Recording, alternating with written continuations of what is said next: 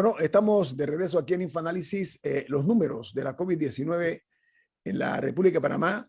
Bueno, 2 nuevos fallecidos ayer en las últimas 24 horas. La COVID-19 tiene en nuestro país afectados a 354.085 ciudadanos que están infectados y han perdido la vida producto de esta tragedia clínica, pero también que es económica. 6.103 panameños han muerto y hay un total de 343.017 recuperados y las pruebas ascienden a 2.133.425. Señor Murgas, va a hacer una pregunta. Diga, señor Murgas. Bueno, sí, yo creo que me vino a la memoria con la participación de Camila.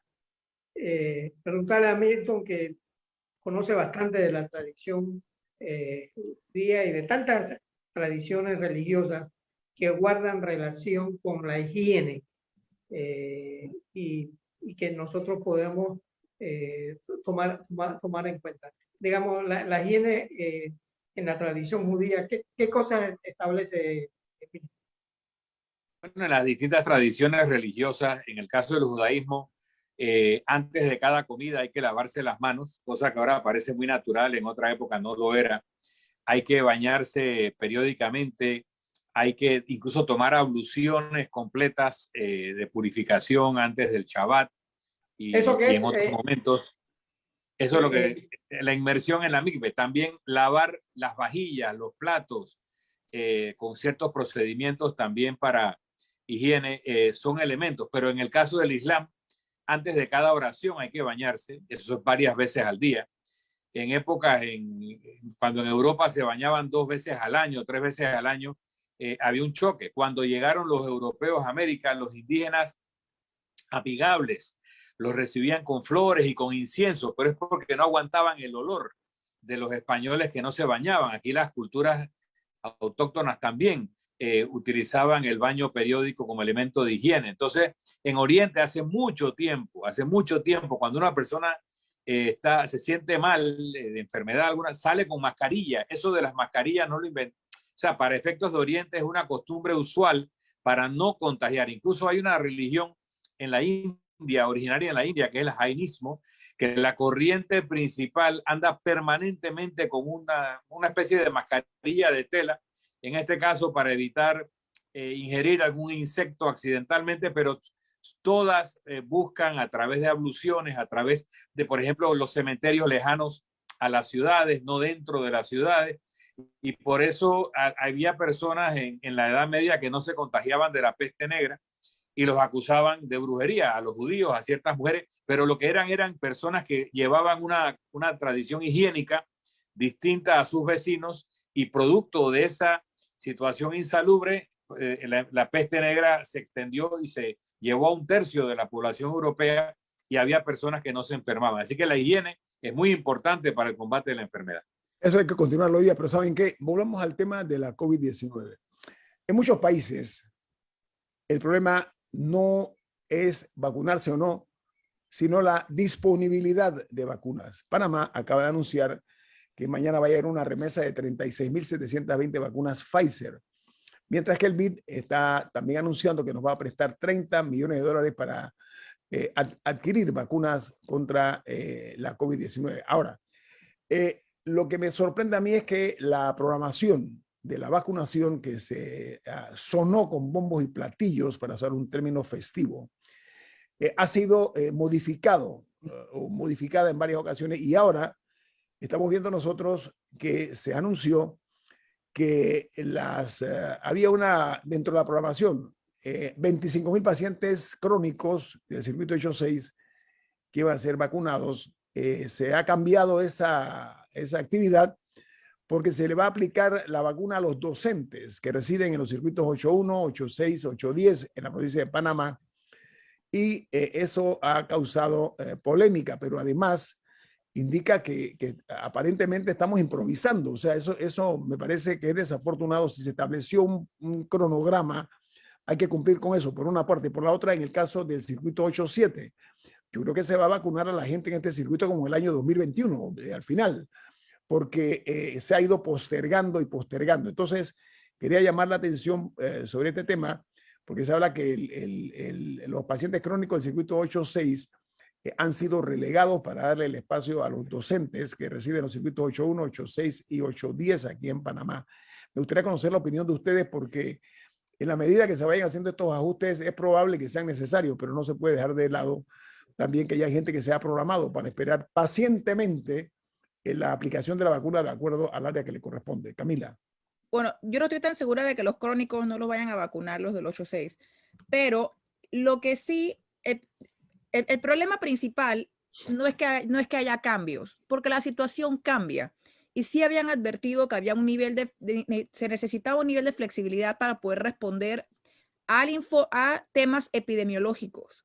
Por ejemplo, si dijeran, hay un brote espantoso en tal provincia, necesitamos ir a atender eso, porque se está muriendo la gente, etcétera, se entendería un cambio en el cronograma. El problema es cuando alegremente distribuyen estos comunicados sin dar ningún tipo de explicación, y lo peor es que todos los días cambian algo, porque no es que hace 3 meses se dijo que venía el 8-10 y después el 8-7. El presidente lo dijo hace 5 días, lo dijo el presidente. Nosotros tuvimos la semana pasada a Miss Copete, que el jueves en este programa, a la jefa nacional de enfermería el jueves en este programa, y lo que ella dijo ya es obsoleto, el jueves. Lo que se dijo en la conferencia el martes pasado, o sea, todos los días están cambiando las cosas y parece que no se ponen de acuerdo y no dan explicaciones. Y en especial cuando hay tantos cuestionamientos al orden que se le ha dado a la vacunación hasta el momento. Y tengo 2 ejemplos. Se hizo una vacunación en migración. Por lo menos se circularon fotos y migración en su momento, migración o aduanas, una de las 2, no recuerdo, lo anunció de que se estaba vacunando por lo menos aparte de su personal. Y aquí nunca se explicó por qué se hizo eso, porque en el plan de vacunación del gobierno, ellos salen en la fase 3B, lo tengo aquí abierto, 3B, o sea, mucho después hasta de los presos, de los privados de libertad. Entonces, ¿por qué adelantaron a la gente de migración y a la gente de aduanas? O, por ejemplo, se vacunó a la gente de la Cruz Roja, por dar otro ejemplo, que cuando me puse a ver las cifras que publicaron en algún lado, son como 700 personas y decían que tantos se habían infectado, como 150, y que 3 habían fallecido. Honestamente, si uno hace el cálculo, eso es una mortalidad del 0,4%. Y ellos mismos en sus comunicados del gobierno dice que el 75% de los muertos son personas mayores de 60 años. Entonces, cuando uno sopesa verdaderamente por qué, o sea, cómo están escogiendo el orden de vacunación. Porque la policía se entiende, la policía, fácil 1/3 de la policía se ha contagiado y probablemente, no, bueno, no conozco el número exacto, pero es un sector, se ha visto una gran cantidad de muertes porque están hacinados un poco los cuarteles, pero hay otros que en verdad nadie da una explicación de por qué los vacunaron ya, por encima de gente que tiene un riesgo de muerte mucho mayor. Entonces el problema no es que hagan cambios, el problema es que 1, los hagan todos los días y 2, que los hagan sin explicar. Porque si me dice que es que los docentes se comprometieron a que esos docentes que van a vacunar van a estar dando clases en un mes, que se hizo un acuerdo, uno quizá diga, ok, debatible. Pero ¿qué pasa? Pero nadie nos ha dicho eso. Entonces uno puede asumir que pueden estar vacunando a docentes de 30 años que en un mes van a decir, yo no voy a ir a dar clases porque los niños no están vacunados. O sea, no se sabe ningún tipo de compromiso por saltarse a adultos mayores de 80, 90 y 100 años. No, pero espérate, aquí el tema es que vuelvo al cronograma, a la programación. Esto no se puede estar manejando así a las locas y siniestras porque en la medida que se programa y se cumpla con la programación, va a ser más eficiente la fluidez de la vacunación. Ahora, estaban programados 25,000 pacientes crónicos, todos mayores de 60 años de edad en el circuito 8-6. Ahora resulta, como expliqué, que se le va a aplicar a los docentes que van a hacer que se mueva, que se corra la vacunación de estas 25,000 personas o pacientes crónicos. Yo voy a ese punto, o sea, si vamos a estar haciendo la cosa sin dar las explicaciones, no únicamente dentro del tema de la transparencia, sino muy claro lo que ellos digan para justificar ese tipo de cambio. Ahí, yo repito, el 8-7 se ha ido postergando. Me sorprende muchísimo. Es que justo eso. para terminar, es que esta discusión que estamos teniendo porque yo no he visto que hayan cancelado la de los 25.000, no sé qué información viste tú. No sé si se anunció, Entonces, se anunció. O sea, aquí en Lo, 5 lo han personas. corrido, no, lo han corrido Ok, pero para darle espacio a lo que voy es Ajá. que aquí somos 5 personas y 2 ya tenemos una diferencia de exactamente cuál es el plan de vacunación. Obviamente la gente va a faltar a sus citas, con razón, nada más hay una gran cantidad de ausentismo. Si nadie sabe, si les dicen, hoy te dicen que te toca el 5, mañana te dicen que te toca el 7, el día siguiente te dicen que te toca el 12, el día siguiente que te toca el 19. Con razón la gente no va a las citas si nadie sabe lo que está pasando. Y esto es lo que pasa cuando anuncian mediante comunicados que circulan, que cambian todos los días y que cada vocero dice algo diferente, hasta el presidente. Ni lo que dice el presidente ya se puede confiar porque 3 días después ya no sirve. Entonces, porque el Ministerio de deberían Salud lo ponerse de cambia. acuerdo. Camila, porque el Ministerio de Salud se lo cambia con un decreto, digo, con un comunicado. Es así, hay que decirlo. Que el país de los comunicados se está gobernando No, pero por tienen que comunicados. ponerse de acuerdo y tienen que dar explicaciones, porque si están poniendo a gente mayor que teme por su vida, que tiene un porcentaje de letalidad el más alto del país y del mundo, porque así funciona la pandemia, tienen que darles explicaciones por las cuales ellos tienen que seguir esperando por protección. Sí, es que lo que pasa es que dicen las notas oficiales que se cambió para aplicársela a los docentes. Pero no han explicado por qué. Bueno, por eso, es lo único que han Existe un dicho compromiso eso. de algo firmado de que esa gente va a dar clases, porque si no, no veo por qué. Y no se justificaría entonces. Aparte de que hay gente que está, como digo, es un tema de vida o muerte. O sea, que la vacunación de un adulto mayor hoy o en un mes tienen un impacto en el riesgo que tiene de morir. Y todo Y debe si a esa basarse, persona se le va a hacer esperar, se le tiene que decir por qué. sí, todo en base a evidencia científica. Cuando todo lo que se haga también tiene que entrar en juego la evidencia científica. Vamos al corte comercial. Esto es Info Análisis, un programa para la gente inteligente. Bueno, amigos, otra noticia interesante, hablando, míreme, de la necesidad del aseo en materia del momento que estamos viviendo de la crisis. El IDAN, el Instituto de Acueductos y Alcantarillados Nacionales, ha anunciado que la potabilizadora de Chilibre estará funcionando al 50% el próximo sábado, de acuerdo a una serie de trabajos programados. Dice que no va a haber agua en gran parte de la capital de la República, mientras otros corregimientos van a tener baja presión. Esto afectará también a San Miguelito, entonces hay que tomar en cuenta pues esto para los que vivimos aquí en la capital de la República. No sé ustedes qué opinan de este nuevo. Dentro de todo me parece que es un uso eficiente del tiempo, porque en Semana Santa se sabe que una gran cantidad de personas va a viajar al interior. Así que la ciudad va a estar en un punto poblacional más bajo de lo usual. Por ende, me parece un uso eficiente del calendario. Dentro de todo. O sea, está mal que no haya agua cualquier día, pero si van a cortar el agua o tener un servicio a medias, si hay un día que era el mejor para que escogieran, era ese. Ok. Sí, es una buena iniciativa, ¿no? Lo único que a mí me inquieta un poco es que eso se da con mucha frecuencia en Panamá, no se da eso en otras capitales de otros países, que cada cierto tiempo vuelven y bajan la presión o te cortan el agua para hacer ajustes en tubería de 60 pulgadas, de no sé cuántas pulgadas. Esa es la parte que yo no entiendo. En lugar de hacer un trabajo integral de una vez y por todas y resolver ese problema, lo hacen como por goteo. Esa es la única inquietud, por lo menos en lo que a mí respecta. Milton, no sé tú o Rubén. Yo tiendo a coincidir con Camila de que si hay un día en que hay que hacer este parón, probablemente este fin de semana sea mejor, porque no hay restricciones de movilidad y es muy probable que una gran cantidad de personas vayan hacia el interior de la República. Lo que a mí no deja de sorprenderme, y ojalá pudiéramos entrevistar al ingeniero Ducre para que nos explique, es siendo el agua algo tan importante, vital, el vital líquido, le encanta decir a los periodistas cuando no quieren decir agua, ¿por qué no tenemos una planta potabilizadora de backup redundante? Todo el sistema eléctrico de Panamá descansa sobre una cantidad de plantas de piqueo o de respaldo eléctricas para cuando las principales proveedoras energéticas tienen que apagarse por mantenimiento o hay algún problema de transmisión. ¿Por qué no tenemos una segunda planta como la de Chilibre ubicada en otra parte, tal vez aprovechando el embalse de Bayano O sea, no sé qué sería más eficiente, porque incluso se habló de canalizar agua del lago Bayano hacia el canal como una alternativa a no tener que inundar la zona de Río Indio. Entonces, si vamos a hacer ese tipo de trabajos para el canal, probablemente considerar una segunda potabilizadora usando el agua de Bayano para servir la ciudad de Panamá y que sirva para complementar a Chilibre. Cosas así me gustaría conocer porque estamos absolutamente dependientes de una sola gran potabilizadora para toda el área metropolitana.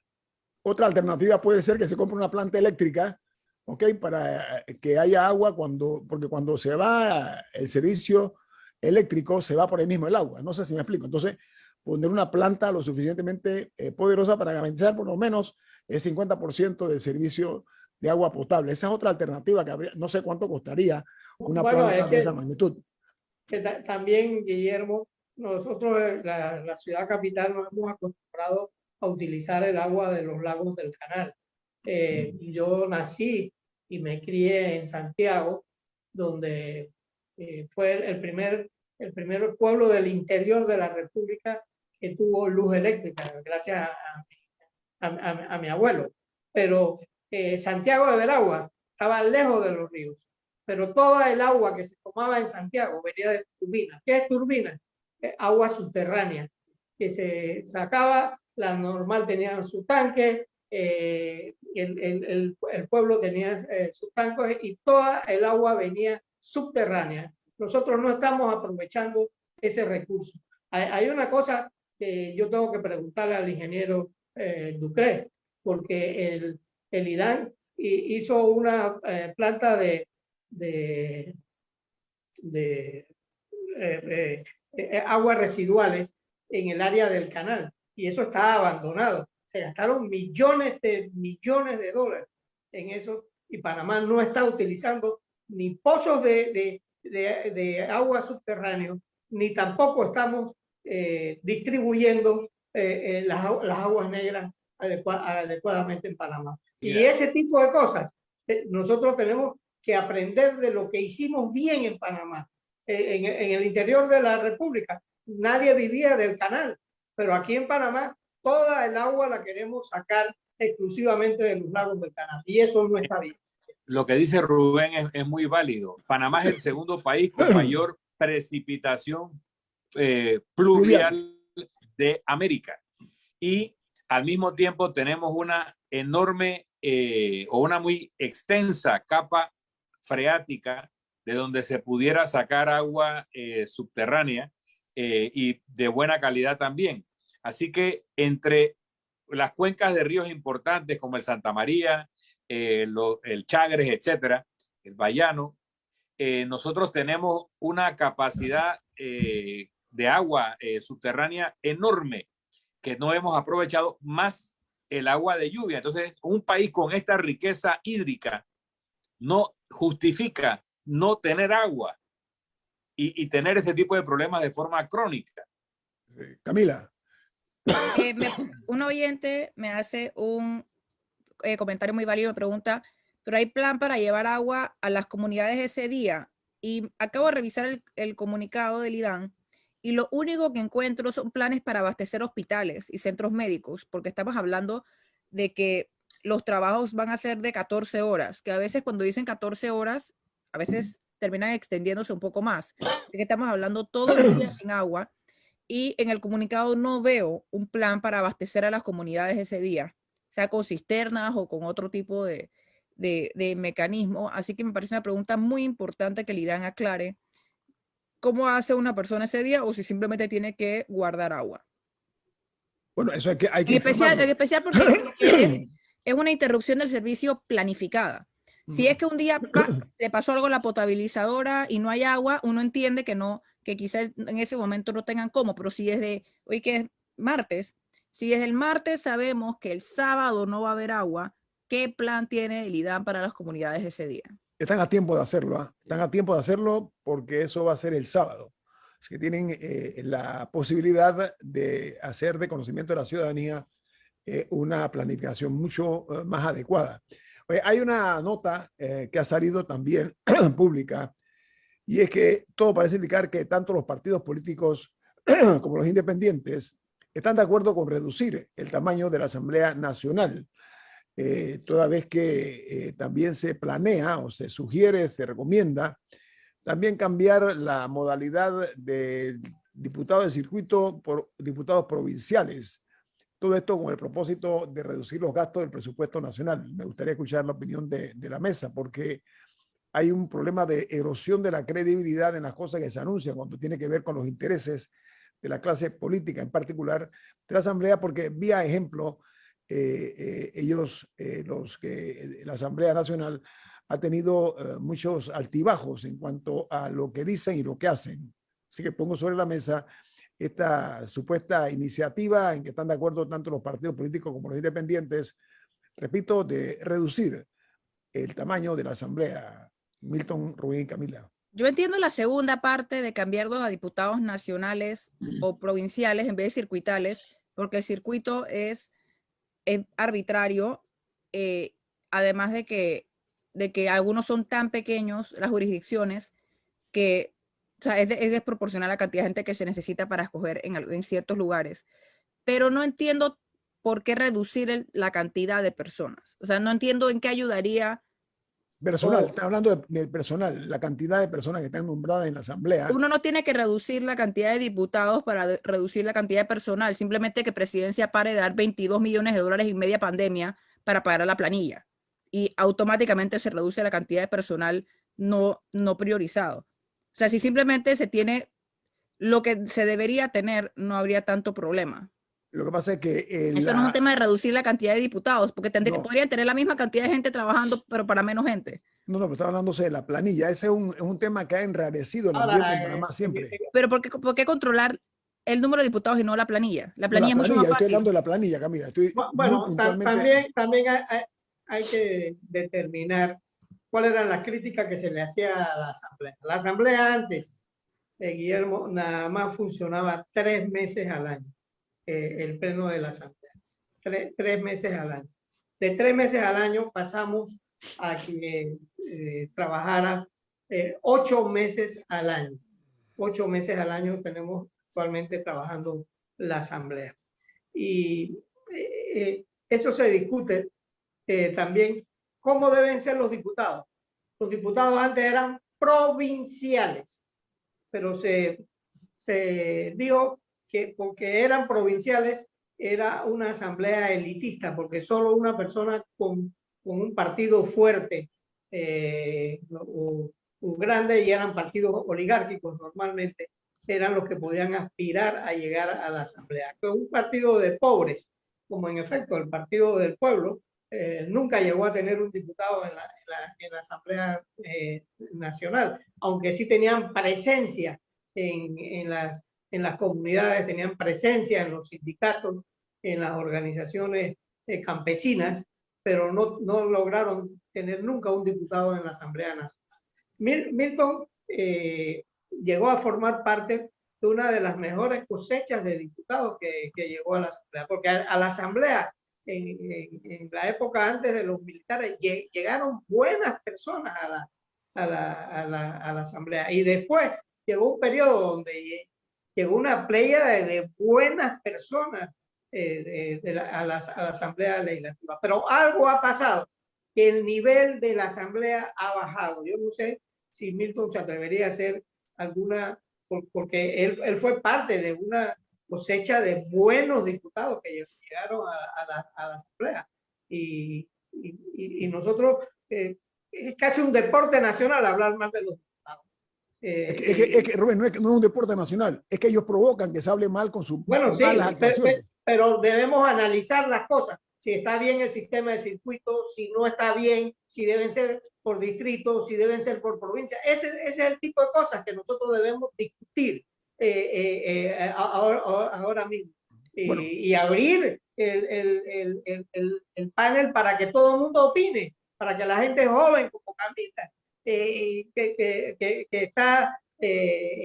viene detrás de nosotros, esa generación, opine para ver cuál es el sistema mejor que podemos tener. Oye, porque la cosa no está funcionando. La gente que está llegando a la Asamblea no está llenando el fundamento. Fíjate tú que el segundo presidente más votado era una persona que no tenía partido político. ¿Qué presidente? Candidato a Lombana. El tercero. Candidato, el candidato, tercero, dijiste presidente. Ajá, es sí. candidato. Sí. Ok, esa observación es importante, pero lo que yo siento es que ojalá eso pueda fructificar el hecho de que si entre comillas lo pongo porque hay mucha incredulidad, que partidos políticos y los independientes estén de acuerdo en reducir el tamaño, o sea, en la cantidad de gente que está nombrada en la asamblea, algunos de ellos son... Esa es la planilla de la asamblea. Sí, de reducirla, eso es del tamaño de la planilla de la asamblea, pero además cambiar la figura del diputado de circuito por diputado provincial. Sería interesante explorarlo y analizarlo bien. Vamos al corte comercial. Esto es Infoanálisis, un programa para la gente inteligente. Bueno, amigos, entramos a la etapa final de Infoanálisis. Antes quiero dar lectura a una participación de un exdirector del IDAN, del Instituto de Acueductos y Alcantarillado. Nosotros estábamos hablando acerca del hecho de que va a haber una merma en el servicio del agua potable en la capital de la República de San Miguelito, y hablamos de la posibilidad de que hayan fórmulas para mitigar el impacto cada vez que hay una de estas actividades en las plantas potabilizadoras. El exdirector del IDAN, Juan Felipe de la Iglesia, nos manda a decir lo siguiente. Dice: hola, un gran abrazo. Te saluda Juan Felipe de la Iglesia, exdirector del IDAN. Respondiendo dos interrogantes de las que han hablado. Uno, ya se está construyendo la planta potabilizadora de Gamboa, que será un respaldo importante para la de Chilibre. Y dos, una planta eléctrica no es viable, ya que el consumo de la planta de Chilibre es equivalente al de toda la ciudad de Chitré, y una planta de ese tamaño no tiene precedente y sería extremadamente costosa u onerosa. Entonces, ¿qué hacen otros países del mundo? Mi pregunta sería, porque no podemos ser el único que tiene problemas similares. ¿Cómo lo han resuelto? ¿Han fortalecido la red en general? ¿Por qué otros países no se quedan sin agua si se va la luz en un área de la ciudad? Esa pregunta me la he hecho muchas veces, lo dije. Si no es una planta, entonces, ¿qué es? Sí, hay otras capitales de la República que no se ve estos frecuentes cortes para supuestamente cambiar una tubería de 6 pulgadas, otra de 8, en fin. Yo insisto en que sea un trabajo integral, que nos quedemos sin agua un día, pero que se haga un trabajo completo en ese sentido. Milton, estamos hablando, y me gustaría que tú me hagas el favor de compartirlo, porque yo pienso mal y me va bien. Hay muchas cosas sospechosas, y una es que en este momento se está hablando de reducir el tamaño de la Asamblea Nacional en medio de tantas situaciones críticas que estamos viviendo nosotros en este país, y sabemos que siempre se pretende banalizar los actos de corrupción, se tratan de banalizar los grandes escándalos para distraer la atención. Esta iniciativa, Milton, de tu perspectiva, ¿cuál es? ¿A qué suena? A mí me parece sospechosa. Me parece sospechosa porque es como pedirle a la Asamblea Nacional que se haga una cirugía mayor a sí misma, que se haga una operación de corazón abierto a sí misma y sin anestesia. La única vez que la Asamblea Nacional ha hecho algo de esta naturaleza fue en el año 2004, cuando se puso el límite de 71 miembros a la Asamblea, porque antes la Asamblea crecía en proporción a la población por mandato constitucional. Entonces, se hizo una reforma constitucional en el 2004 con varios temas, uno de los cuales era limitar el tamaño de la Asamblea a 71, y créanme que eso se logró porque ya el PRD y el Partido Popular habían hecho un pacto meta que les daba mayoría bajo el gobierno de Mireya Moscoso, y Martín Torrijos, al ganar, repitió una mayoría. Así que él tenía el control y usó el poder presidencial de presidente electo para que la Asamblea saliente hiciera unos cambios y la nueva Asamblea los ratificara. Pero eso no es la circunstancia que vivimos hoy. Entonces, plantear que la Asamblea va a hacer este tipo de reforma, que lo que acaba sucediendo es que cambia la forma en que la misma Asamblea que lo haría salió electa, va contra su instinto de supervivencia, ¿ok? O el cambio va a ser inocuo. El sistema que tenemos hoy en día produce los resultados que tenemos. Yo te puedo decir algunos elementos que, si me permiten, produce el resultado que tenemos. El sistema de circuito. Más pequeños son los intereses que se defienden. Mientras más grande es la representación, más grandes serán los intereses que se plantean en la asamblea. No digo que los intereses locales no son importantes, sí lo son, tal vez muy importantes o más importantes, pero para eso están los gobiernos locales. Por eso, gobiernos locales empoderados deben atender los temas locales y la Asamblea Nacional velar por los temas nacionales. Así que el tamaño del circuito provincial o nacional es muy importante. Segundo, el financiamiento privado produce estos resultados, porque el que quiere salir de diputado tiene que gastar $1 millón para ser diputado. Yo les quiero contar que no es que es imposible hacerlo de otra manera, pero en el año 2014, mi hijo fue candidato a diputado, había 30 candidatos en el circuito de él. Él habrá gastado $40,000 que recaudó en donaciones y quedó de sexto. Ahí salían 5. Los 5 que salieron se gastaron cada uno $1 millón o más, según lo que declararon haber gastado, que probablemente pueden haber dejado por fuera algún reporte. Entonces, para ser diputado requieres tanto dinero. ¿Por qué? Porque lo canalizas. No, eso no es publicidad. Eso es la forma de política clientelar que supuestamente no queremos. El sistema de financiamiento particular y no tener límite en el gasto produce ese resultado. Tercero, lo que parece muy democrático, el voto selectivo, es fatal, porque al tú competir no contra los otros candidatos de los demás partidos, sino tú compites contra tus copartidarios, se dan todo tipo de conductas indebidas, oscuras y realmente bajas en ese tipo de competencia. El sistema de la lista cerrada es mucho más saludable para la democracia, aunque el voto selectivo parezca más democrático. Pero el problema cuando la democracia pasa a ser demagogia, y ese tipo de mecanismos generan demagogia en lugar de producir democracia. Mira, las malas decisiones y actuaciones de los miembros de la Asamblea Nacional ha llevado a este órgano del Estado a que esté más cerca del piso que del techo. Estoy hablando en cuanto a su prestigio, en cuanto a su representatividad, los excesos que se cometen, la no rendición de cuentas en cómo se manejan los dineros del Estado. Hay una ponzoñosa relación entre dinero y la política para efectos de la manera como se manejan algunos diputados. No todos, hay honrosas excepciones.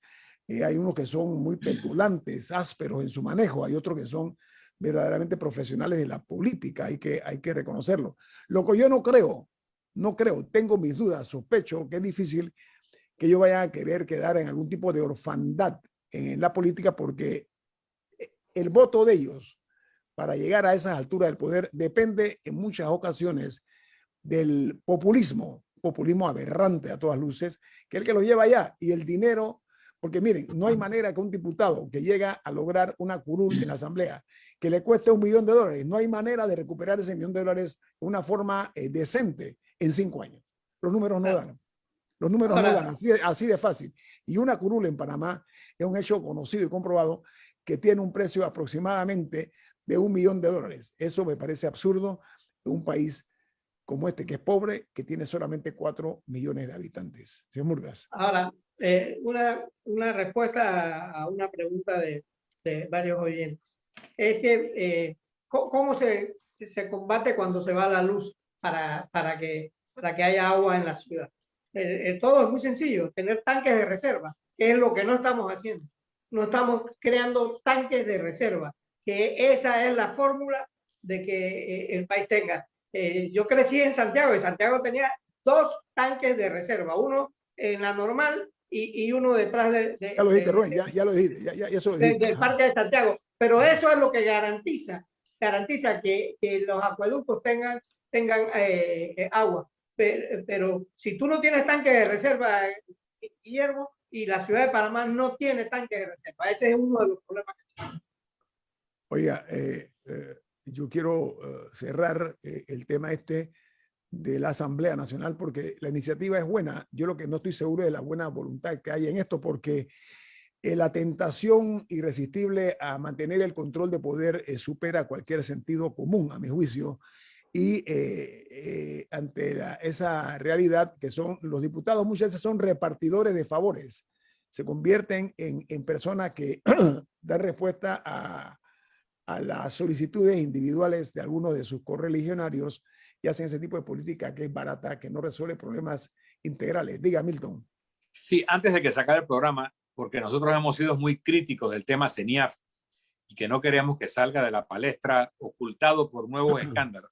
Ayer escuché a la ministra de Desarrollo Social del MIDES dando un informe y hay que reconocerle cuando se hace algo bien, que es un avance.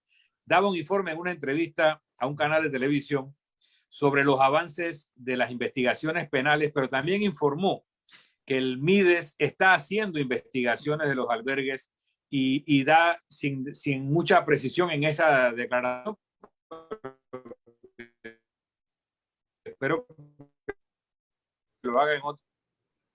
Tiene problemas del audio. Buen recaudo. O sea, ese tipo de información que estamos reclamando, lo empecé a escuchar de la ministra Castillo y me parece que hay que reconocerlo cuando se avanza en la dirección correcta y me gustaría tener la información más completa que aquella que resumió el canal de televisión, pero la quería felicitar por esa iniciativa. Bueno, que continúe hasta que se logre llegar a conocer quiénes fueron los criminales que abusaron de niños de una forma inhumana, un acto de barbarie, así lo denominan, un acto de barbarie, cómo se prostituyó a menores de edad.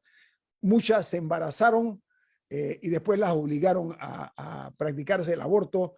Este tipo de escándalos. O se los negaron, o se los negaron.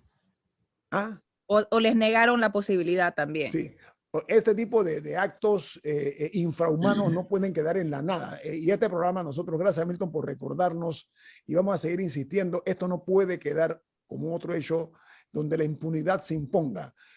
Vamos a asegurarnos de que aquí se conozcan quiénes son los que abusaron de estas personas desprotegidas que no tienen la suerte de tener que las defiendan. Tengo un minuto, Camila, un minuto. Sí, Diga. muy brevemente, con el tema de la asamblea. No hay que esperar a que la asamblea decida por sí misma cuál es el mejor momento para ponerse límites. Hay otras instituciones que tienen algún tipo de injerencia. Contraloría, por ejemplo, no tiene por qué firmar 2 cheques si no hay prueba de que la gente trabajó. Y aquí una vez Contraloría creo que dice que iba a ser un operativo el que iban a llegar a ver quiénes estaban trabajando. O sea, hay un tema que es muy fácil ver. La lista de planilla de un diputado, toda esta gente cabe en su oficina, no, ¿qué están haciendo? Nada, no firmo los cheques y punto. Pero aquí se deja que se haga de todo. Así que no hay que esperar a que la asamblea decida limitarse a sí misma. Hay otras instituciones que pueden ponerle límites también. Bueno, no se vayan, que viene Álvaro Alvarado con su programa Sin Rodeos, aquí en Omega Estéreo.